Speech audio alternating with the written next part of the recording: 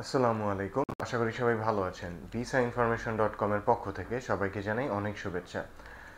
বর্তমান সময়ে যারা Australia subclass 600 visitor visa অ্যাপ্লাইয়ের চিন্তা ভাবনা করছেন, তারা প্রায় আমাদেরকে একটা প্রশ্ন জানতে চান বা অনেকেরই এই জিনিসটা জানা থাকে না। সো ব্যাপারটা হচ্ছে যে অস্ট্রেলিয়ার ফাইল সাবমিশনের সময় ইনকাম ট্যাক্স প্রোফাইলটা আসলে কতটা জরুরি, বা আপনার ট্যাক্স রিটার্ন দেয়া থাকতে হবে কিনা, আপনার এই জিনিসগুলো কতটা জরুরি, বা এগুলো না দিলে ভিসা অ্যাপ্রুভাল আসবে কিনা, এই ধরনের প্রশ্ন আপনারা অনেকেই করে থাকেন। সো আজকের ভিডিওতে আপনাদের একটু ধারণা দেওয়ার চেষ্টা করব যে ইনকাম ট্যাক্স যে প্রোফাইলটা রেডি করে আপনাকে দেয়া অস্ট্রেলিয়ার জন্য কতটা জরুরি।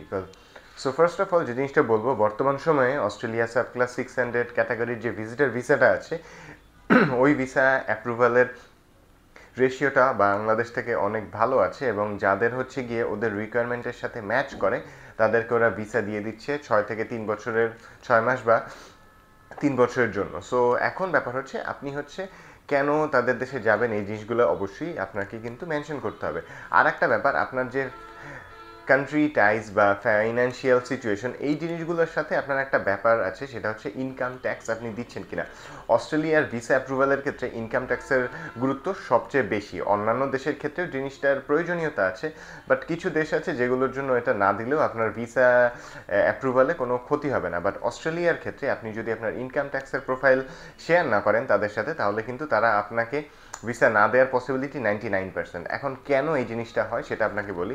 ধরুন আপনি আপনার ফাইন্যান্সিয়াল সিচুয়েশন তাদের কাছে দেখালেন যে আপনার ব্যাংকে অনেক ব্যালেন্স আছে এবং সাফিসিয়েন্ট ইনকাম করছেন আপনি, বাট আপনি কোনো ইনকাম ট্যাক্স গভর্নমেন্টকে দিলেন না। সো এই জিনিসটাই যদি হয়, তাহলে আপনি যদি কোনো প্রোফাইল শেয়ার না করেন ইনকাম ট্যাক্সের, তাহলে তারা ধরে নেবে আপনি গভর্নমেন্টকে ট্যাক্স দিচ্ছেন না, এবং আপনার এই যে ইনকামটা এটা লিগ্যাল বা অথেন্টিক এটা তাদের কাছে মনে হবে না। সো এই ব্যাপারটাই গিয়ে এখানে একটা কানেক্টিভিটি আছে। আপনি যে ইনকাম করছেন ইয়ারলি বা মান্থলি, যেটা শো করলেন, ওই জিনিসটা সাথে ইনকাম ট্যাক্সের একটা মিল থাকতে হবে। ব্যাপারটা এরকম যে আপনি ধরুন মাসে 3 লাখ টাকা ইনকাম করলেন, সো ওই অ্যাকর্ডিংয়ে আপনার ইনকাম ট্যাক্সের প্রোফাইল একটা থাকতে হবে, আপনার টিন সার্টিফিকেট বা বিন সার্টিফিকেট, বা দেন আপনার ইনকাম ট্যাক্স সার্টিফিকেট, ই রিটার্ন, এই জিনিসগুলো আপনাকে আপনার ফাইলের সাথে প্রোভাইড করতে হবে। এই জিনিসটা হলে ওরা যে জিনিসটা বলে বুঝতে চায় আসলে আপনি আপনার দেশে জব করছেন বা ব্যবসা করছেন, যে কোনো একটা উপায়ে একটা ইনকাম করছেন।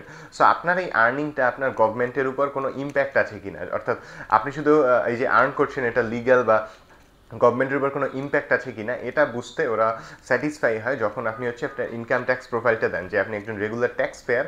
যখন ওরা ধরে নেয় আপনি রেগুলারলি ইনকাম করছেন এবং আপনি গভর্নমেন্টকে ট্যাক্সও দিচ্ছেন, এটা একটা ওরা দেশ গভর্নমেন্টের সাথে আপনার বা আপনার কান্ট্রির সাথে একটা ভালো বন্ড হিসেবে ওরা ধরে নেয়। সো বেসিক্যালি এই জিনিসটাই ওদের কাছে একটু ইম্পর্টেন্ট, যে আপনার ইনকামের সাথে আপনার যে ইনকাম ট্যাক্স, এই জিনিসটা একটা সামঞ্জস্যতা থাকতে হবে। সো এভাবে আপনি আপনার প্রোফাইলটা রেডি করে দিলে আপনার ভিসা হওয়ার চান্সেস বেশি থাকবে। এর পাশাপাশি অবশ্যই অন্যান্য আদার্স যে সাপোর্টিং ডকুমেন্টসগুলো আছে, আপনার ব্যাংক ব্যালেন্স, আপনার অ্যাসেট ভ্যালুয়েশন, বা বলতে পারেন আপনার ট্রাভেল যে প্ল্যানটা, এই জিনিসগুলো কিন্তু সুন্দর করে গুছিয়ে যখন আপনি রেডি করে ফাইলটা সাবমিট করবেন, তখন আপনার ভিসা হওয়ার পসিবিলিটিটা অনেক বেশি থাকবে। সো ইটস নট লাইক যে আপনাকে ওরা ট্যাক্স প্রোফাইল দিলেই ভিসা দিয়ে দিবে, এরকম না ব্যাপারটা। বাট ব্যাপার এই জিনিসটা না দিলে আপনার ভিসা হওয়ার সম্ভাবনা অনেক কম থাকবে।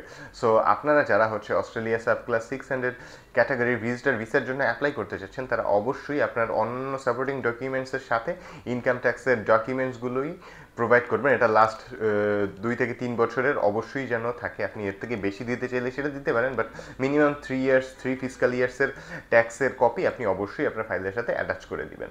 সো আজকের ভিডিওটি মূলত এতটুকুই। অস্ট্রেলিয়া ভিসা রিলেটেড যে কোনো ধরনের সমস্যার জন্য বা ফাইল প্রসেসিংয়ের যে কোনো ধরনের হেল্পের জন্য চাইলে সরাসরি ভিজিট করতে পারেন আমাদের অফিস, বা কল বা নক করতে পারেন স্ক্রিনে দেওয়া নাম্বারে।